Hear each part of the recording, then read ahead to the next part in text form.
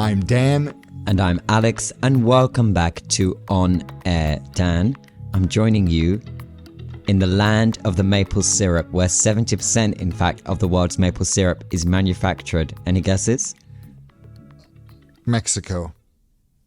I'm in the great state of Quebec, baby. Bonjour. Bonjour from Montreal. Have you run into Canada. Celine Dion yet? Nope, no sightings. Although where I ate for dinner last night, they informed me that Drake was here a week ago in the same restaurant. Oh, really? So yeah, you were like... So now I need to eat there every single night. Yeah, exactly. Yeah.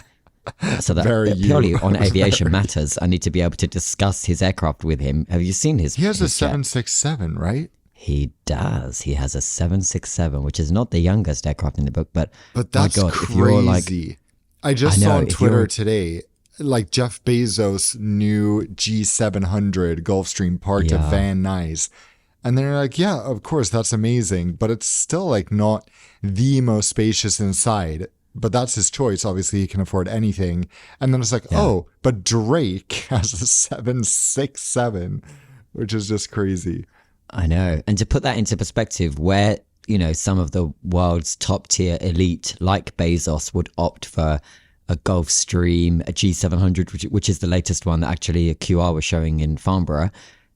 It's quite rare to get the highest end of the elite opt for a former passenger aircraft converted into. So you're talking about an aircraft that, for example, United use on the transatlantic routes. That's the size of it. And Drake has it as his own Air Drake 767 kitted out. I mean, like, immensely. It's crazy. Even the two presidential candidates use 757s and occasionally 737s, and now it's like, so but American, Drake has a wide body. Okay, it does always make me, realize the different worlds we live in when you refer to aircraft in the American 737, 757 way room, whereas I would be more inclined to say 737, 757. True. I feel like I just said that because we were talking about presidential candidates. But, a minute ago I said 767 instead of 767. But everyone says you cut you open and you are half one side of the Atlantic, half the other. So how have you been? How's your day going specifically? Well, I've had a very Scandinavian Airlines day. Obviously, everyone knows they joined SkyTeam on Sunday. Funny day to join an alliance, but that's when the transition happened. And everything at the airline has been in shambles. Not least their IT and their call center. So I've been trying to book an award ticket for my mom and my aunt, which should be simple enough, but their website isn't really working. So I tried calling them and I spent 5 hours today on hold. Never got through because the call dropped. So by the end, like in the beginning, I was so annoyed by the hold music. But after 5 hours, like my brain was literally just blocking it out. I didn't even realize the music was there anymore. So that was fun. Ouch. I'm assuming that is not a charged call, right? Yes, it was, but I call via Skype. So I had I used up my $15 in Skype credits on nothing, but not that it was too much money, but yeah. Donating $15 to SAS isn't, what anyone should be doing midweek. Literally, or not at all. I'm done. After they were trying to be shady about my compensation claim this spring with that whole messy situation, trying to get from Heathrow to Gothenburg, and then this and the general state, I'm just like, I'm so happy that I don't need to fly them almost at all anymore. I've flown them like twice in 2 years, but unfortunately, my family still lives in Scandinavia, so that means they have SAS credit cards, and a few times a year when they're planning vacations, it's like, Dan, can you please arrange this for us? And of course, I gladly do it, but you can add me to that list. I'm gonna start sending you, I don't know what to do with XYZ, and say, Dan, can you please arrange this for me? Put me on the family list. I think you wish you could do that. No, I am going to be doing that, especially now I know that you do it for the family. I mean, if you do it for the family, you do it for the co-host, right? Family take that as a yes. Or podcast co-host? Who comes first? Come on. You don't speak to them every Wednesday for an hour and a half. Well, yeah, technically I do spend less time with you across 5 podcast episodes than I did on hold with SAS today, so that's great. Well, I am joining you in between sessions at ICAO, which is the United Nations Special Agency for Aviation that we've spoken about before. And to get the gist of what's been happening here, I've been here for quite a while already. I've been here now around 8 days, No 9 days. way. Yeah, it's because also we had to interrupt ICAO was closed, the UN division and everything was closed because it was just Labor Day weekend, wasn't it, across all of North America, so US and Canada. And so that kind of extended the, everything that we did on Friday wrapped up, and then you can't resume until Tuesday morning. And so that kind of made things a little longer. But I'm super familiar with Montreal anyway. This is my 100th time here. I love the food scene here. So I feel every day. What? What is it that you specifically like there? I just think they have a real nice selection variety of restaurants, of a mixture of cuisines, not specifically, for example, Canadian food, but everything. So there's an amazing Thai restaurant that I took some of my friends to last night. So good. Of course, we've eaten at some of the famous ones as well. There's a couple of great Asian restaurants. There's an Italian that I've been back twice. It's solid. There's a solid food scene. For most destinations, I have a list on my notes. So I'll have Montreal, and then I'll have, the list of breakfast places, lunch places, dinner places, coffee, a takeaway. And then usually, sometimes, and it's amazing how you think in the moment, oh, I'll remember it. But it's amazing how helpful it is when you then return to that place. Where I will specifically say underneath, I'll write, don't order X, order Y, and ask for it this way. And it's amazing, whatever. And so it's nice to refer back to those lists. And I feel like the power of that list has really paid off, especially on this trip where usually the agenda is far more crammed for me when I'm in Montreal. It's an intense kind of 6 days or so, barely a minute to step out. But this has been far more relaxed. As I said, I had the whole long Labor Day weekend to eat out multiple times a day and just kind of, and the weather is typically Canadian. It's really hot on one day, which is great. And then yesterday was absolutely freezing, and I was getting out the hoodies and the jackets from the case that I left in the suitcase. So you love a good hoodie day. Yeah, I do. It's an excuse to wear 3 hoodies in one day. That was yesterday. But in ICAO, the sessions that we're having, basically, so that people understand kind of what this entity does as a UN organization, we've been working through a long list of what's called working papers, which are basically proposals and suggestions to ICAO as to what should be transformed or transferred or written into aviation law or aviation annexes or amendments to the existing legislative agenda that ICAO has as per the air laws and the freedoms of the skies. So I'll give you an example. We'll have a working paper. I'll say this working paper is 127, and it is about GPS spoofing or signal jamming, which is rife at the moment. That's where some countries are using technology because they're involved in conflict to ultimately jam the signals, and it poses a threat to aviation because, for example, there was a Finnair aircraft that had to stop flying to Estonia because every time it was on approach and relying on the GPS to play its role during the arrival, it was unable to do so because the GPS was jammed and they couldn't see anything in the flight deck, and therefore they had to keep returning to Helsinki. They actually cancelled that route, and that was because of what's going on with Russia and Ukraine and everything happening there. A similar thing is happening because of the war in Gaza. If you fly, for example, to Cyprus, sometimes on radar, it can show that you're landing in Beirut. If you are, anywhere near, if even the aircraft that are bound for Tel Aviv on radar, they show that they're at 100 feet above Lebanon.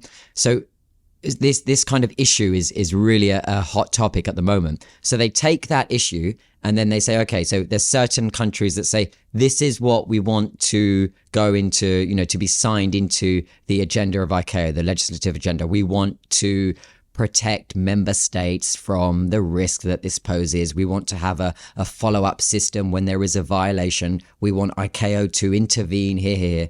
So they put that on the board, and then every country present, and you've got all those seats with the country names in front, they have to then debate that. And that debate can take 5 minutes or 3 days. It just depends how many people, how many countries have an opinion on it and want to speak. Some countries say, yep, we're all for this. This improves aviation safety. Others say, get out of our backyard. This is our sovereignty. Stop telling us what to do. And so it goes on and on and on. Whether or not it is successful in passing through the House, if you like, depends on how that debate session goes.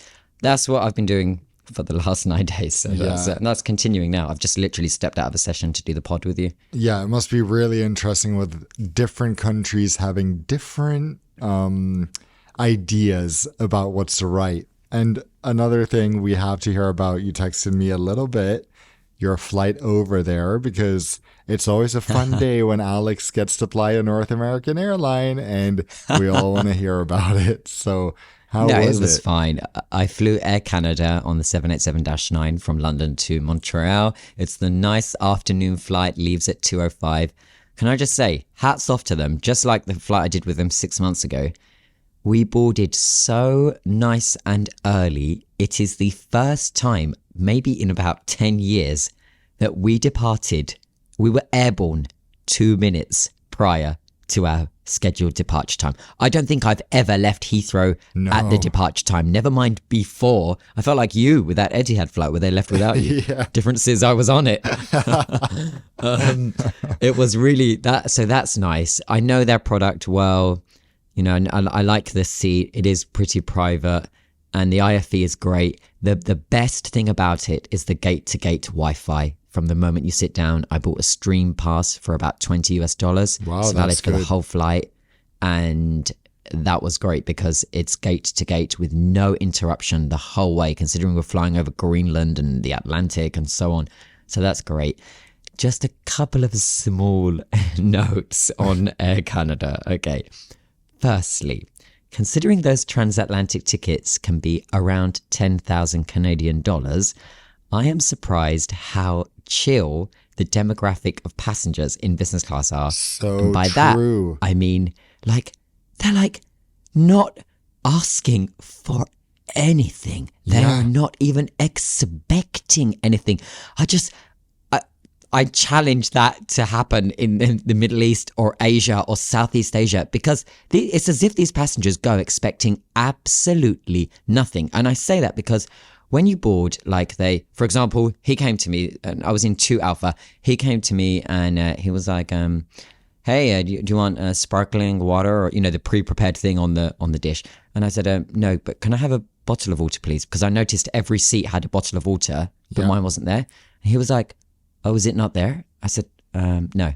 He was, and I just boarded, right? I was still standing. I'd just gone. And we're staring at the seat and he's staring with me. He was like, it's not, did you not? I was like, no, I've just arrived. He was, oh, okay. So then he told the other crew and he was like, there's no bottle of water there, 2A. And he was like, really? Thinking, what are you guys doing? Just give me a bottle of water. Yeah. Anyway, so, you know, so much discussion, so much pointless discussion. Anyway, so fine, airborne, we get airborne. Immediately, funnily enough, not the place I expected to encounter heavy, moderate turbulence at 32,000 feet over Leeds, of all places. That's crazy for about 30 seconds. Anyway, they start the meal service immediately. And of course, hey, welcome to North America, where they're going to tell you when you're going to eat, right? Yeah. So, well, most airlines, to be fair. Yeah. Welcome to most airlines, true. So They start the service and they're like doing it really quickly, like the drinks and then the main, and of course everything is served together and it's all served on a tray. And I'm sorry, but there's just nothing premium about that when you realize the ticket prices. I sent a Snapchat picture to Demi, to my sister, and she replied to me saying, for 10K, I don't want to see a trolley in the aisle.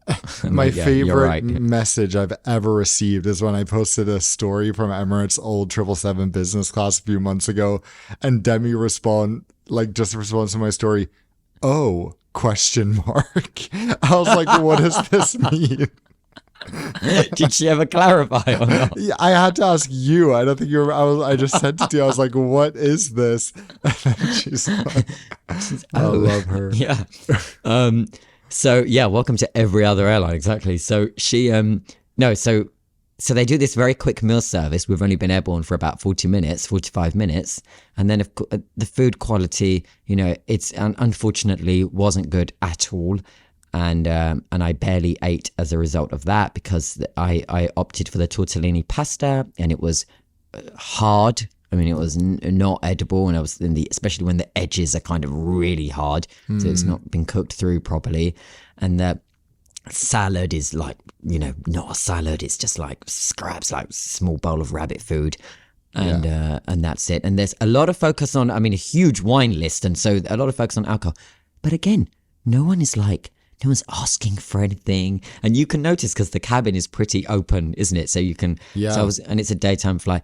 So they serve everything. The meal service is done literally 1 hour into the flight. Yeah. So now we have 5.5 hours left of nothing. And that astounds me that there's, for example, I was texting my friends during the flight. They were saying, so if you're hungry, why don't you order something else? I was like, that's it. There is not anything else.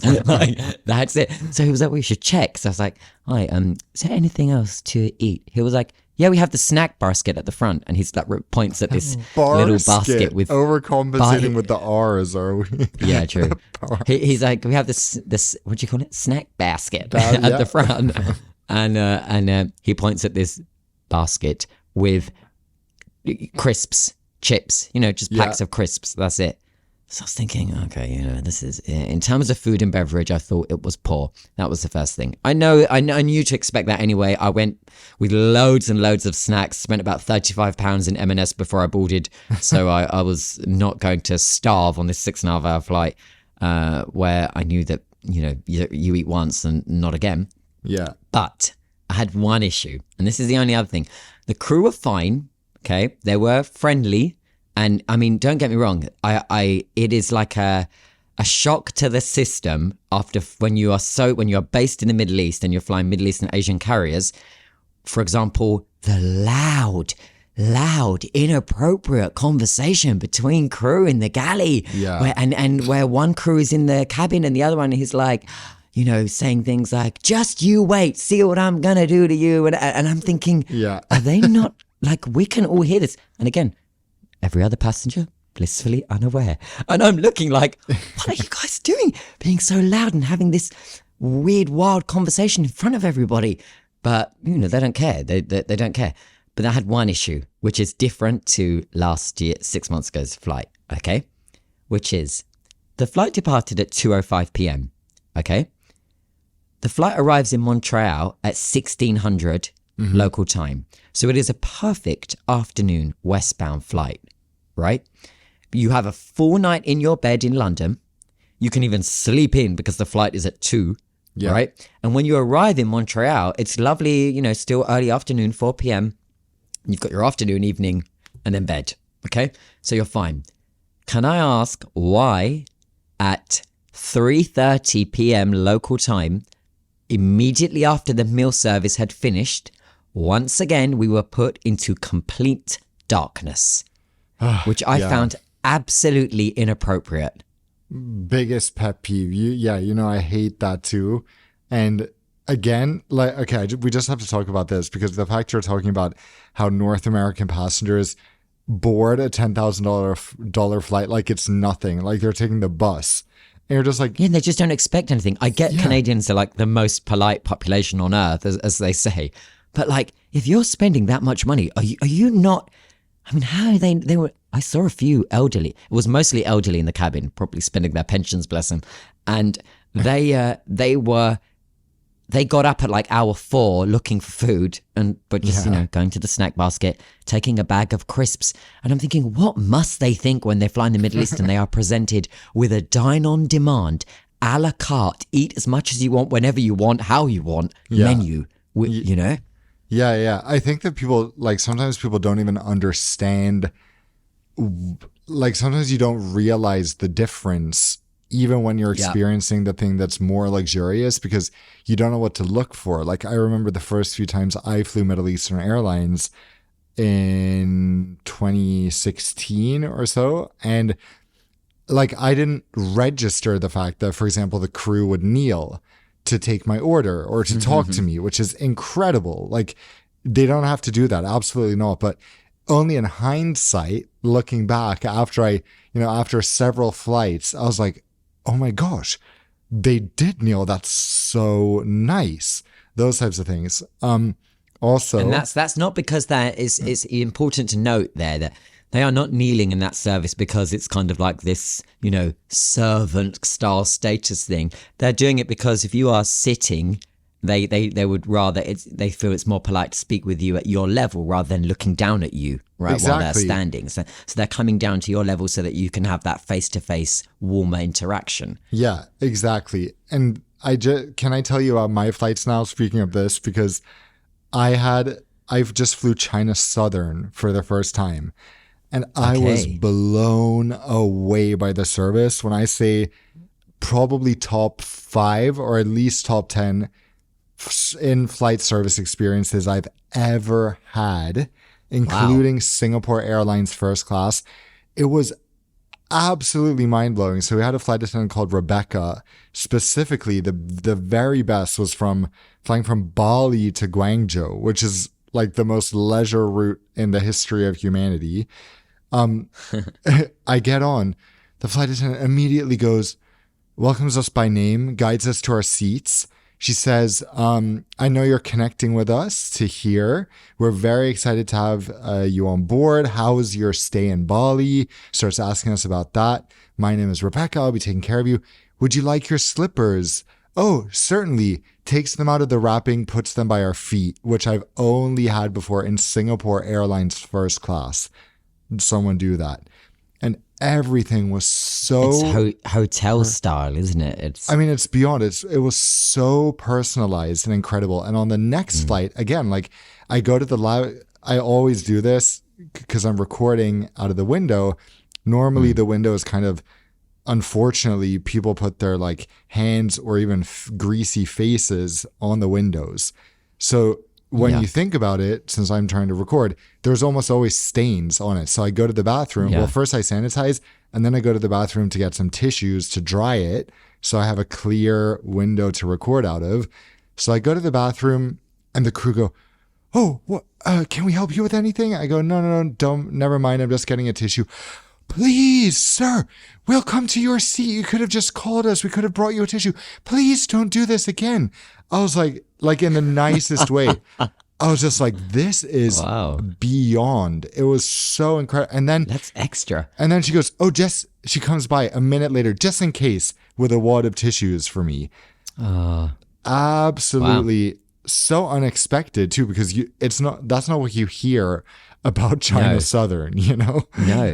So did you get lucky, or is that China Southern? I don't know, but both my flights, the service was really good. Especially the first one was just mind-blowing. I had to write... Was it a 787? The first flight from Bali to Guangzhou, which is 5 hours, was an A321neo. So, equipment, not the best, but for 5 hours it was fine. And I had to make sure to write a compliment for how I'm... Oh yeah, and another thing was China Southern weirdly doesn't offer special meals for breakfast flights for whatever reason. Okay. So we told that to Rebecca, who was taking care of us, and she's like, oh my goodness, I'm so sorry. Listen, I'm going to find anything I can and scrape it together. And I'm like, surely there are no vegan crew meals or anything on Chinese Airlines. She goes, no, I'll look in all our meals and I'll take the vegetables and put them together for you. I'm like, please don't do that. You have to eat. And we really don't, because we ate a ton beforehand knowing we wouldn't get food on this flight. She's like, no way. Please let me prepare something for you. And by the way, they had no idea I'm a YouTuber or anything. I'm glad you clarified that point, because we were all thinking it. Yeah, because YouTube is illegal in China. It's blocked, first of all, but there was no indication whatsoever. And when I was recording, they didn't seem to register that, it was for anything in specific. So, yeah. That's really good. That's good. So, so one of your flights was on the 787 after, right? Yeah, my connection. Yeah. Did they dim the windows? So that's another thing. They dimmed them to just one level down, but they didn't lock them. And that's the big frustration. I don't understand. I why they do that's that. why I think I should have clarified better when I had told you just a few minutes ago about when I said, oh, they put us into darkness. By the way, I don't mean to the listeners that they turned off the lights in the cabin. Yeah, they did that. But because it's the 787, which the crew can control, they've got the electronic dimmable windows. It gives the crew this power to be able to dim the windows and also, scarily, lock them, right? So that you are unable to brighten the window to reveal natural light outside because it's locked. So I'm sitting knowing that I've got a nice, comfortable, hopefully 6-hour daytime flight. I had a bunch of work to catch up with, had excellent Wi-Fi. So I literally set up my little mobile office. I had the FT to read cover to cover, the New York Times, whatever. And as I am preparing and to do all of that, and I've set it all up and I start, suddenly everything goes dark, including my windows now in front of me going into the It's pitch black bizarre. mode. So yeah, and I hate that because you didn't ask anyone. Also, it's a daytime flight. 6 months ago when I did this flight, it was daylight the whole way and nobody even slept because, you know, why would you? And if you are going to sleep because you've got the flat bed, for example, then they're doing that as like a casual nap. No one's treating it as an overnight. And there right? are And it's not reasons supposed there to are be. eye masks in amenity kits. And there are reason there are eye masks in the amenity kits. So the moment my window went dark, along with everyone else's, I was thinking, no way am I now sitting in a dark cabin for the next 4 hours, 45 minutes. So I tried to catch the attention of the crew, but of course, once the meal service is done, nobody re-emerges back into the cabin. Yeah. And I say this, the crew were like, on the most part, were nice. Like they were okay, but it's kind of basic, isn't it? It's very, very basic level interaction and kind of bare minimum. And that's, I guess, a problem with the service as a whole, rather than the individuals. So I'm trying to catch the attention because I always hate being the guy that presses the button. I try to avoid pressing the call button at all costs. Yeah. I just think it starts that interaction off in a bad way. Anyway, so I'm forced to press it. So I press service light and wait a minute. And the purser, I don't know what they call it on Air Canada, but the head crew came over. He was like, hi. I said, hi, could you please unlock my window? And he was like, he just reacted shocked. He was like, what? I said, yeah, because I don't want to sit in the dark for the next 4 hours, 45 minutes. So if you wouldn't mind just unlocking my window, please, so I can put it back to as it was, which was, open. And he goes, if it's light you're looking for, we have this overhead reading light. Which I said, does yeah, sorry, nothing. I want natural daylight. I don't want to sit under an artificial light bulb for the next 4 hours, 45 minutes. So if you can just open my window shade, please, that'd be much appreciated. He goes, it's going to let light into the cabin and people want to sleep. I looked around and I was like, respectfully, I said to him, I'm not sure where you were told that the cabin are going to sleep. It's 2 p.m. You should have said, respectfully, I think you're the one who wants people to sleep. Yeah, you guys want to do that. Exactly. Listen, we know what's going on, but I'm trying to keep the interaction with him as polite and chill as possible, right? Where I could really say, listen, I know what you're doing. You're putting the window shades down, you're turning the temperature up, and you're hoping we all fall asleep so that you guys can do nothing, So anyway, I didn't say that. So I said to him, respectfully, it's a 2 p.m. departure on a westbound daytime flight, and we land at 4. If anyone now sleeps for the next 5 hours, they've wrecked themselves with jet lag. But that's their choice, and they've got they've got eye masks in the amenity kit. So if I would still like it open. He goes, but if I open it, it's gonna flood the cabin with daylight.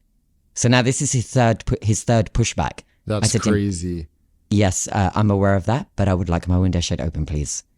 And he was like, okay, I'm going to do it. I am going to do it. But I'm telling you that, the people around you that are going to want sleep, it's going to be now daylight for them and blah, blah, blah.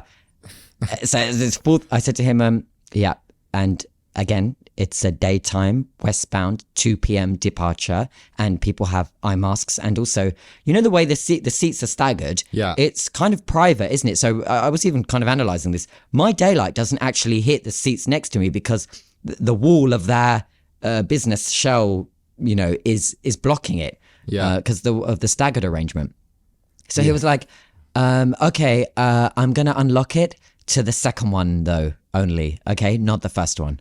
So, of course, I compromised. I said to him, okay, yeah, all right. So I said, I'll try the second one, and if it's okay. So then he went back and he unlocked it, and I had to manually raise the window up to the highest level, which is 2. It won't go any higher. So 1 is full daylight. So I leave it on 2. And, it's enough. Of course, it's enough light for me to be able to read and see and do things. Not as much as I wanted. Yeah. Okay. But it was enough. And then he kind of peered through the curtain and he was like, okay, like, you happy? Like that. And I was like, yeah, thank you. And I just thought, that's so unnecessary. It was a daytime flight. Why did you have to make me go through that awkward interaction? And guess what? Nobody slept. Of course, nobody slept. It was a daytime 2 p.m. departure. I just wish they left. And that's what I personally like about flying European airlines across the Atlantic, because much more often the crew does not make everyone close the window shades. And people also look out. In North America, even during takeoff and landing, half the window shades are shut. But when I flew BA, which is against the law in Europe. Yeah, exactly. But when I flew BA to Miami in April, I was shocked because 2/3 of the cabin at least had their window shades open the entire flight, and I was thinking, when was the last time I was on a transatlantic flight and this happened? And then I thought, oh my gosh, it's because I'm surrounded by Europeans, which is great. And our aircraft flew directly over Greenland and over all of the ice and the snow, and it was amazing. Of course, none of the passengers in that cabin were aware because they were all sitting in the dark. I was the only one that could see it. And another thing about the demographic is that they didn't question anything. So I'm just amazed. For example, the window shades go black. Nobody does anything. No, I didn't see a single person attempt to even, it's as if they're just sitting there at the mercy of, of being told what to do. It's a shame. Guys, you are allowed to open your window shades. If that same flight I was on was operated by a 777, for example, they wouldn't be walking over to me saying, put your window blind down, because it would be a far more confrontational, request from the crew side, and therefore they wouldn't ask you to put it down. I just don't like this trigger happy thing on a 787. And I spoke to someone at Air Canada after, and he said to me, it's not standard operating procedure. They're not meant to put the cabin into darkness on a 2 p.m. daytime westbound flight between London and Montreal. And thank you for flagging. Yeah. I can't believe, I know this is a thing now on Airbus jets. I've even experienced those window shades too. But when they introduced it, I was just like, no way this is where we're going on the A350 as well. Because that was one of many things that made the A350 so much nicer than the 787. But no, I mean, that's now no longer the case. One thing though, which you're going to love this hack. I hope some listeners do as well. So this works on some. It hasn't worked every time, but I think I know it. You can kind of work your magic, because there's a reset function. If it didn't work on this flight, I tried seconds, it. Yes, I tried it. It is supposed to unlock. So if any of you listening are on a 787 flight where they seemingly lock them, try holding either up or down for 10 seconds, and it might unlock, and the crew will think you're magic, and you'll have, a nice view outside, which is great. Yeah, they're going to love you. Yeah, exactly. The Wi-Fi was so good, I was texting my engineer friends who work on Boeing aircraft. How do I override the window blind feature? They've locked it. I said, how do I? So they said to me, hold the top, the open shade for about 15 seconds. Literally, your finger starts aching. I said, no, nothing. He said, okay, hold the bottom one. Nothing. He said, okay, hold both together. It felt like you're doing it with an Apple iPhone, Like, so I'm holding both together 15 seconds. Nothing. He was like, damn, that locked it real good. Right. Real good. One more thing before we get into news. We've been chatting a long time, but just thinking about your crew bell thing, which is so crazy because it's right that in North America, especially, pressing the crew bell is super taboo, and you're not supposed to do it if it's not an emergency, hostile. In theory, which is crazy. That's how the crew view it. But I mean, really, you can call it for whatever. But again, on China Southern, they said something I've never heard before. So immediately after wheels went off the ground, they said, we're going to be leaving the seatbelt sign on for a while, obviously, till we reach cruising altitude to make sure it's safe for you to move around. But if you need anything urgently, please press and unpress the crew call bell continuously and we'll come and help you. Oh my God. I was just like, can you imagine if you did that in the US? Just went ding, ding, ding, ding, ding, ding. Wow. Okay, that is Different. That's something. Did anybody do that? No, not that I could see, but yeah, it was a really fun experience transiting in China. Obviously done it many times before, but everything is just slightly different. Okay, so speaking of the greater China area around there has been some quite surprising news, I would say, from Cathay Pacific over the past few days. And yeah, it leads to a lot of questions. So do you want to tell us what's going on? Yeah, so we'll kick things off by explaining what is happening. And all of this is relevant just prior to us publishing on Wednesday. So in case there are any further developments, that's that out of the way. But with this, I mean, the headline that you guys need to be aware of is that Cathay Pacific, of course, the Hong Kong-based One World Alliance airline, is inspecting 48 operational Airbus A350 aircraft. It has actually grounded its A350-1000 jets because it has identified a problem in relation to a fuel nozzle on the Rolls-Royce engines. So how this kind of came about is that several minutes after takeoff of following flight Cathay 383 from Hong Kong to Zurich, just on Monday, the aircraft performed two pretty wide circles and dumped fuel, being made aware of an issue to do with fuel and the engines. There was a fire warning or something, right? Correct. So it returned to Hong Kong, where it landed around 75 minutes after being airborne. And they had identified later, once the aircraft was on the ground, that something specifically related to the fuel nozzle inside of the XWB-97 engine. So this is a Rolls-Royce engine that is specific to the A350-1000. It is a different version of engine, a different variant of the engine that is on the A350-900, which of course there are more in service globally. This fuel nozzle is a component that somehow, and the investigation continues, malfunctioned, and therefore needs some kind of replacement. And the reason it all sounds a bit vague is because we are still really early days into this. But Cathay is having to inspect these aircraft, and therefore they are now on the ground. And when they had been made aware of the problem on the aircraft that was bound for Zurich, they then thought, okay, it's time to check the other aircraft. And they have 18 A350-1000s of the total A350 fleet. It has identified that out of the 18 A350-1000s, 15 of them have the issue and require replacements. 3 are already going through repairs right now. Rolls-Royce said that the replacement can take place while the engine stays on the wing. Now, that's crucial in terms of how long these aircraft will be grounded for.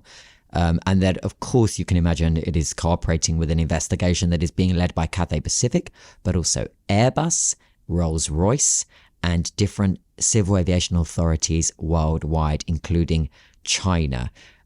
It's concerning because there are many A350-1000s in service and operational all over the world, and any grounding is a little bit of a red flag to all the other carriers to get their inspections underway. And I would say that the key part of everything I've outlined is the bit that 15 aircraft out of the 18 have the issue. That suggests it's quite bad. Pretty much. Yeah, it's all of them, probably all of them that were delivered into a certain date. So with all these groundings at Cathay, and considering they found this problem on 15 aircraft, why haven't we seen any other airlines seemingly react yet? Well, we're starting to, and that's because we are still really early days into this. But now the other airlines that operate A350s, 1000 specifically, are now having to begin their inspections. And it is something that Rolls-Royce is in contact with them about. And therefore, when these aircraft are returning back to their respective hubs, they are now undergoing these checks. So it is likely that over the coming hours and days, we might see further airlines come forward to say that they have a similar issue, which would most likely result in some form of either partial or full grounding. of the A350-1000s. Now, to put this into perspective as to what we could be looking at the impact globally, the largest 6 operators of the A350-1000s, number one is Qatar Airways. They've got 24 A350-1000s. British Airways have 18, the same as Cathay, which also have 18. Virgin Atlantic have 12. And Etihad and Japan Airlines have 5 each. Cathay have been forced to cancel multiple flights because their fleet is out of action while these inspections continue. They've cancelled at least 34 round-trip flights between Hong Kong and destinations including Sydney, Osaka, Tokyo, Taipei, Bangkok, and Singapore. The situation remains fluid, as I said, and there'll be further updates every single day. Japan Airlines, which, as I said to you, has 5. All of the 5 that Japan Airlines has, they are less than a year old. If you remember, I was at the delivery of the first one in December at Airbus. So they have said that they are not suspending A350 flights in the meantime, but they are awaiting advisories from Rolls-Royce and inspections will begin. Singapore Airlines, which has the A350-900, has said that they are now initiating a fresh round of inspections on the aircraft. They believe they won't be affected because it is a different engine that is on the A350-900 to the A350-1000, which is larger. But nevertheless, aviation being on the side of caution that it has to be on, and being so safety focused in Southeast Asia as they are initiating those inspections over these coming hours. It's one of these wait and see moments that we just hope doesn't, we hope it isn't anything too serious, and rather it's just that, okay, it's better to be, safe and have an element of precaution in these scenarios. But of course concerning, because it is concerning whenever an airline discovers something that is in a vital, fundamental part of the airframe or the aircraft, such as the engines, and seemingly it's a decision between Rolls-Royce and Cathay that they should ground. What does that then mean for the other operators? Yeah. Well, so far, thank goodness, it seems like Cathay Pacific has already got some of the A350-1000s back up and running. So at least it seems like the fix, from what we know now, isn't taking too long, right? Well, they had said, so Cathay, if I just bring this up, Cathay had said that they had already completed the fix on 2 or 3, or were completing rather, and therefore expected those to re-enter service. That suggests that they are aware that it's just a replacement of a key component with the fuel nozzle, and therefore, hopefully, assuming that the checks are fulfilled post replacement, then it should mean that it's nothing too much of a problem. While we're on the subject of groundings, Dan, here we are again with the 777X continue. That test fleet is still grounded in the background. That has left, I feel that's left the very forefront of aviation media and news, and is just in the background somewhere. The 777X is still grounded. Okay, because I feel like people aren't surprised anymore. It's just they're not surprised. Here we go again. Yeah, I discuss it with some of the delegates here at ICAO, and they say, oh yeah, this is going to have the same issue as the MAX. I'm thinking, dear God, I hope you're wrong. Yeah, I hope so, for every airline's sake more than anything. In other areas of the news, we saw a little surprising development from Virgin Atlantic that, this is an airline, in my opinion, that is a little lost in terms of network. And we've spoken about this when we did a pretty Virgin Atlantic heavy episode a number of weeks ago. If you missed it, you can go back in the feed. We gave it was on the back of a few questions we got about the airline, and we had a little deep dive, didn't we, of both Virgin and BA. Mm-hmm. And Virgin, of course, relatively small airline, but a big player as part of the UK transatlantic route with the US. I just feel that their strategy with route network is like trial and error. Does this work? Oh, no, it doesn't work. Okay, we'll cut it after 1 year. Should we try this? Oh, it doesn't work, so we'll cut it after a year. And I just feel that erratic kind of instability is further evident in the decisions that, okay, yes, we understand why they've pulled out of China. So Virgin Atlantic will be axing their route to Shanghai, abandoning it because of the high costs associated with avoiding Russian airspace, which we discussed a couple of episodes ago. But also they're pulling out of the Bahamas Turks and Caicos as well, only after 2 seasons. So, there's this kind of this attitude with that route network of trying things. And their latest attempt, which I find really, really surprising, and I have no idea the rationality, the rationale behind this, is that Virgin Atlantic is starting flights to Riyadh, Saudi Arabia. Well, they know that, they understand the brand. The brand is Riyadh. That's what's going on here. They saw what Riyadh Air is doing, and they said, "We want in." It would make sense for them to partner with Riyadh Air, and in that way, maybe this route could make a bit more sense. But to me, it's like, it is very tough, especially in the winter, for airlines to know where to fly. So Saudi is an interesting choice. I think we both know some expats who live in Riyadh, for example, who fly back to the UK quite a bit, and most of them go on British Airways. I'm sure they'd be happy to have Virgin as an option. But, if I were to be more creative and say, where should they send their aircraft? They already relaunched their route to Dubai last winter. And I think in the winter from the UK at this point, Dubai is just like a guaranteed hit.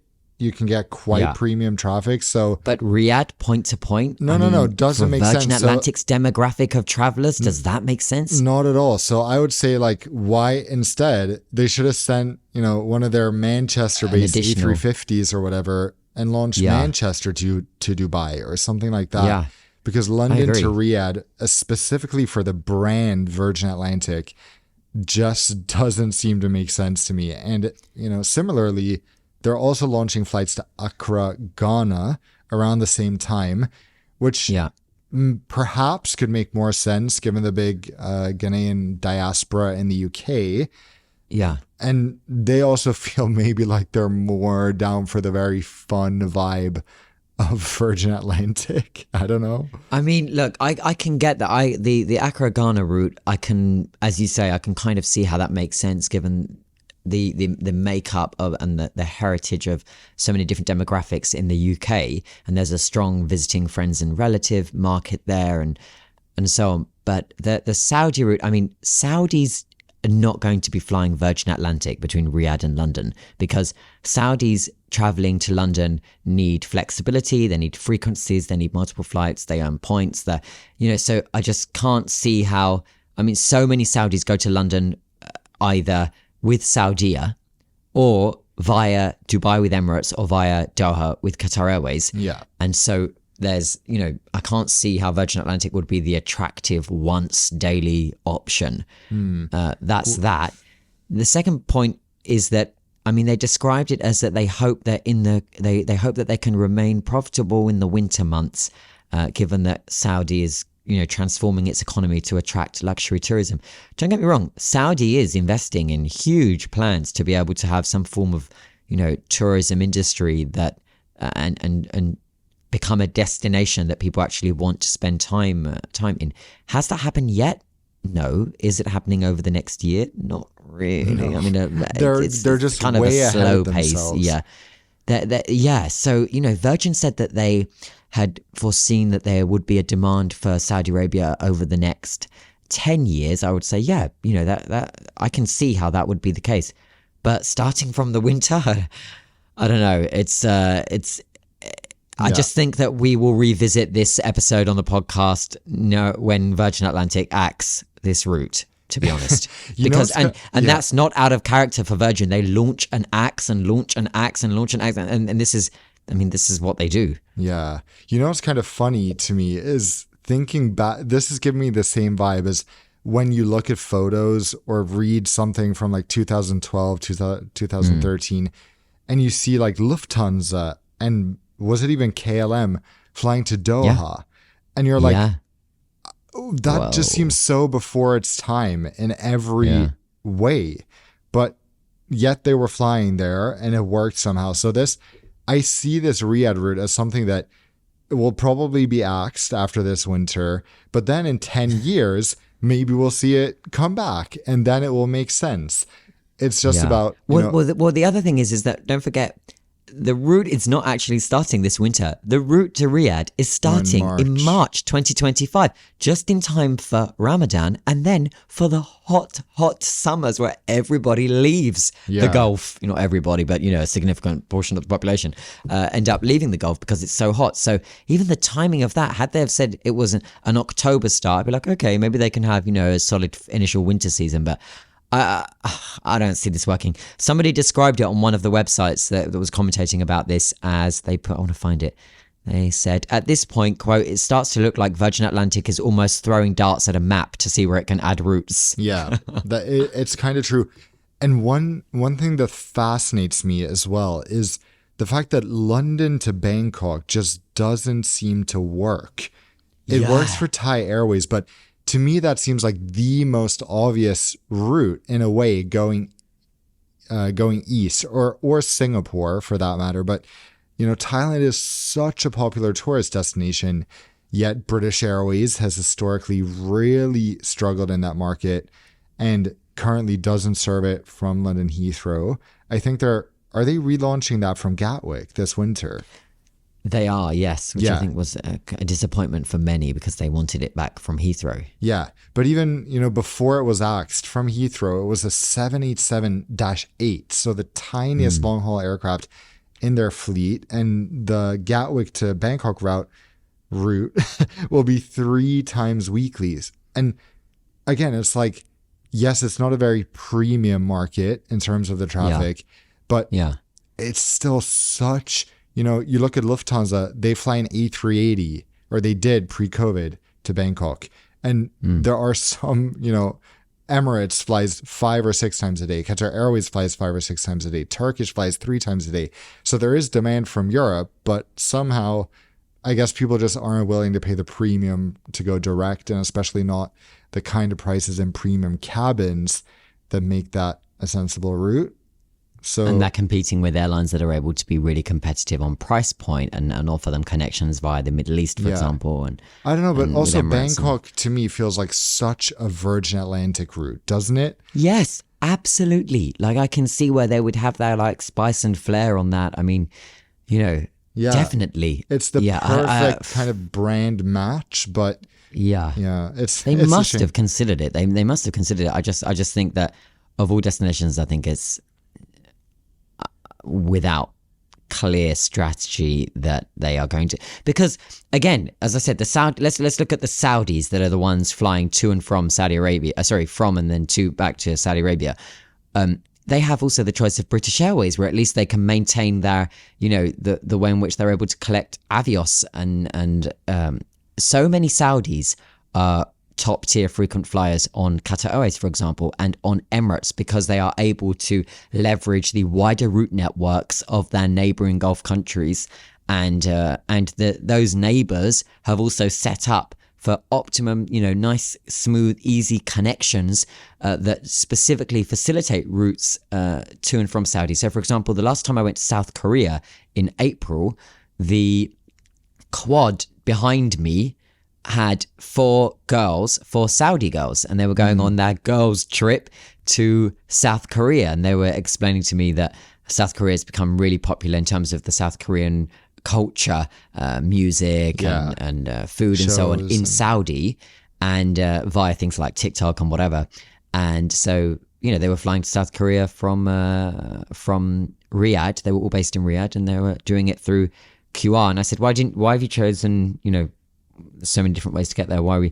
And they said, because we wanted the Q Suite quad, and they were saying, we are all frequent flyers on QR. And the same is true if you go to, for example, the route in summer between Doha and Malaga in the south of Spain. That I would do that a lot.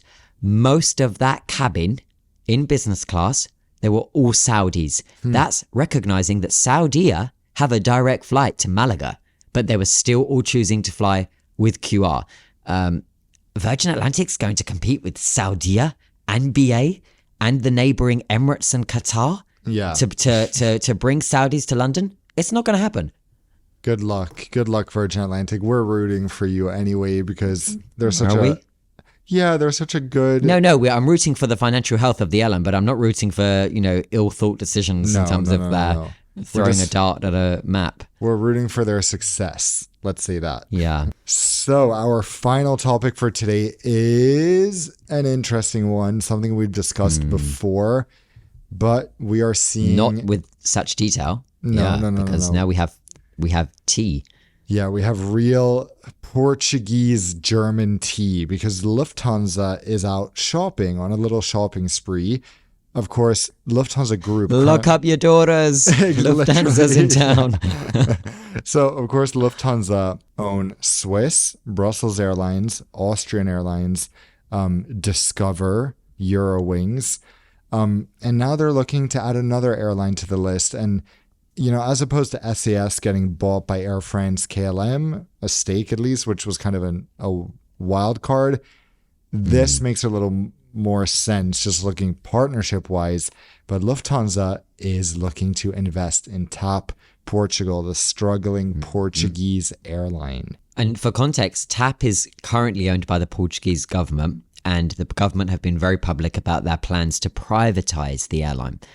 But Lufthansa CEO Carsten Spohr has traveled to Portugal this week trying to set up what will be Luft taking a 19.9% stake in TAP Air Portugal. And the reason it's 19.9% stake is because anything under a 20% stake means that Lufthansa Group doesn't need permission from the European Union for the deal. And the European Union has been really active in terms of what it was trying to, the role it was trying to play, well, the European Commission rather, the role it was trying to play with the ITA Airways deal and Luft, and kind of trying to stand up for the consumer and for competition and all of this.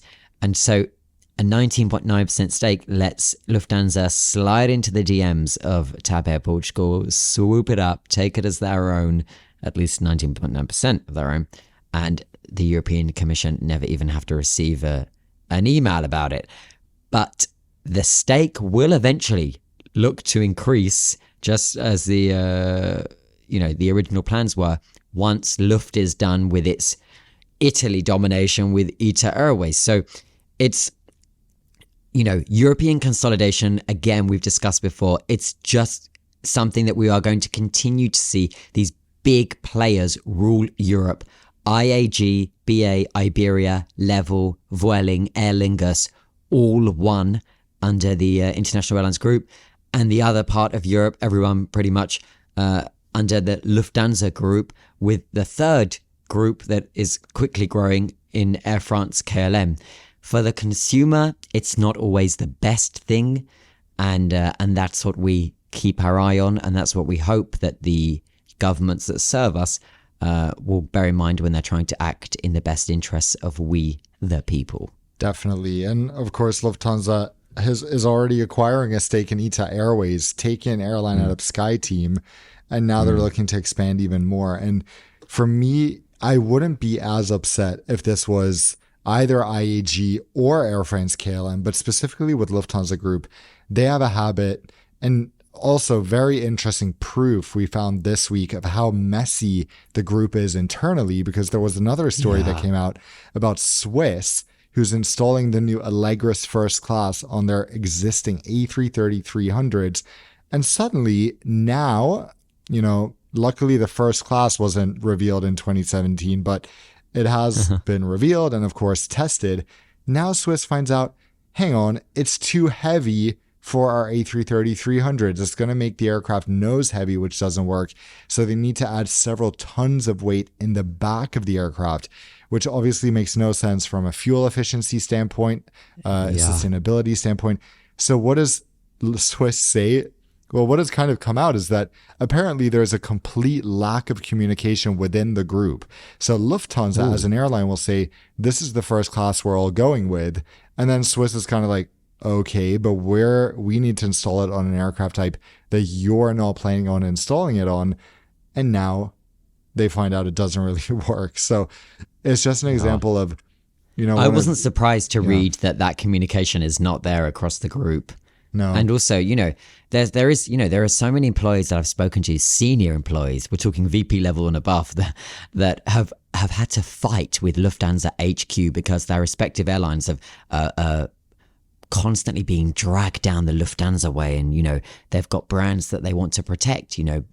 Remember that Brussels Airlines, the CEO of Lufthansa Group, Carsten Sporer, was more than happy to have Brussels Airlines just lose its identity completely, which really upset the people of Belgium and ultimately their long historic brand that Brussels Airlines is and used to be back in the Sabina days. Sabiha or Sabina? Sabina, yeah. Why do I think Sabiha? What's Sabiha is Sabiha? Istanbul's secondary airport. Oh, yes, Sabiha is Istanbul. Yes. Okay, I always get confused, Sabina. And also the same applies for Austria. And Austrians had to hold on, pretty firm to have that brand. I mean, Brussels Airlines and Austrian have really been abused and tossed around by Lufthansa. Definitely. Austrian has had the most rickety old fleet, and they have had to really be like, oh, we're making money on this long haul route, but we need to scrap it because this aircraft needs to go here. We don't, Lufthansa won't send us any more planes. They won't send us any new planes. And that has it's just started to change. It's a toxic relationship, I feel. It's exactly. It's only just started. Austrians put up with shit, like it really has from the. Yeah. And Swiss are pretty much trying to be the stronger player, which arguably they are. But also one of the VPs at Swiss told me we had to fight tooth and nail to protect the Swissness of our brand, and of our way of doing things, because, sometimes Frankfurt just has all these ideas as to how things are going to go. And, well, you know how I feel about Frankfurt, so we don't need to go down that route. Yeah, well, let's see what happens with this TAP thing. Obviously, it won't be a controlling stake, so for now, I guess the Portuguese can rest easy, but we'll see down the road what happens. Let's jump into some Q&A. Okay, can I start with this one? Yeah, this is more of a comment rather than a question. The username is Chucklesome Aviation. He says, "Hi Alex, hope you're doing well. I love your podcast, which you do with Dan, and I've been watching Dan since 2016. I first knew about you a couple of years ago and found your story very inspiring. I can relate a lot to both you and Dan in many ways. Yesterday, I flew to Amsterdam, and on my flight from London, I saw not one, but two passengers listening to On Air with Dan and Alex. No way. They were sitting in front of me, and as their phone screens were so bright, I saw them on the Spotify page with your podcast album art and found it was so cool that I was listening to your episode as well, meaning that there were three of us on board listening. But I'm glad that your podcast is getting so popular. It's really well deserved, and it's the best podcast out there. Love to you both." That's a really nice message. Crazy that is the that is the case, but it just maybe makes they me were feel traveling like, together and they. It makes me feel listen. like I shouldn't be sitting in like a random hotel room on the floor with my microphone right now late at night recording this. Like, I'm like, this is a real deal. But I think you should come to Montreal and we address the assembly. I think we address 192 member states with the Alex and Dan, with the on-air legislative agenda that we have to not just fix, but elevate global aviation going forward. Yeah, just a suggestion. We could do it. Yeah, and we justify it by saying, well, this guy just wrote into us and told us that he sat behind two guys listening to us on the podcast. So of course we're here addressing you guys. Yeah, by that logic, there are a lot of people who should be airline CEOs or addressing airlines. So yeah, I've seen people watch your. I've seen someone watching your video on a flight before. I can't believe that. Oh my god, what an awful way to spend a flight. Anyway, moving on to the next question. Yeah, I have a question here from Praveen, which, I mean, we love talking about U.S. carriers here on air, so I just find this quite funny. So Praveen says, "Hi, Nonstop Dan. I listen to your podcast every week and love the quirky conversation that you and Alex have. I wanted to ask you about Delta Airlines. What is your true opinion about them?" Well, watch my latest review. "And them being the only North American airline not to have flights to India. Should they do it? Are they not able because it wasn't profitable? Because they did fly to Mumbai from JFK right before COVID. AA flies 777-300 into Delhi daily, and of course so does United." So this is interesting just because, well, okay, first of all, Delta is very, very conservative. United Very. is the US airline that loves to test things. And that's the one thing I love about United, that their network team is totally open to saying, this winter, let's try a huge expansion in the Pacific or in Australia and see how that works. Or let's try this random, route to Mallorca from New York or to Tenerife. And both of these have proven to be successful. So I love that their network team is very creative. Meanwhile, Delta and American just sort of sit there and go, don't know what to do. So while we've seen United, again, creatively launch flights to Dubai as part of their partnership with Emirates, the Gulf for the past, I guess, about decade has been an area that U.S. airlines don't want to touch. And that extends flying so far as to India, because ultra long haul is very pricey. It's difficult to get high enough yields. United manages, clearly American manages, but I think Delta just, they don't have an abundance of wide body aircraft. So I think they see it as, an evaluation of where can we send our aircraft profitably. There are other places where it's easier. The flights are much shorter, and they just don't have that presence in the region, the wider region of the Middle East and India, for it to be something that's important for them right now. But there are rumors that Delta might also be looking at launching flights to Riyadh soonish. So we'll see if that materializes, because no, I'm not joking. That would be probably the most random route to ever launch, but maybe besides Doha to Gothenburg. Okay.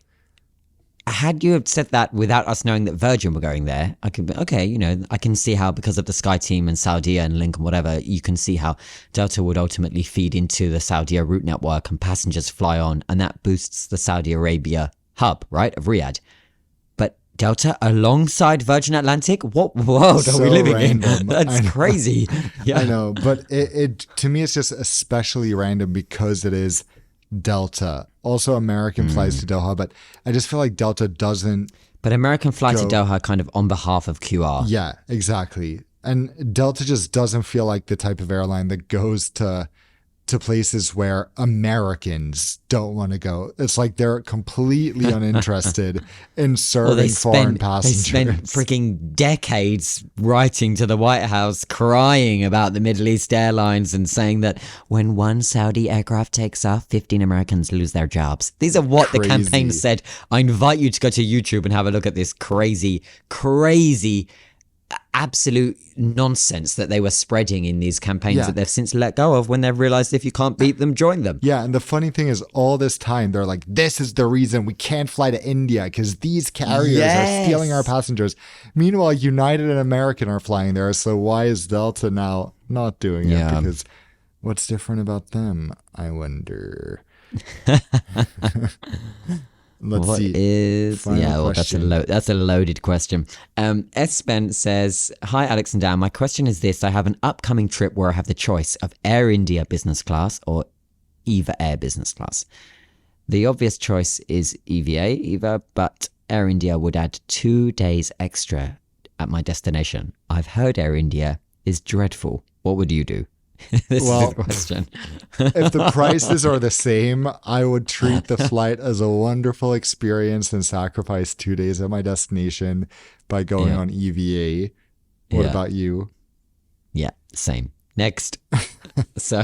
Oh, by the way, wait. Quick story about Air India. So I have a friend who went to become a yoga teacher in Rishikesh just last month.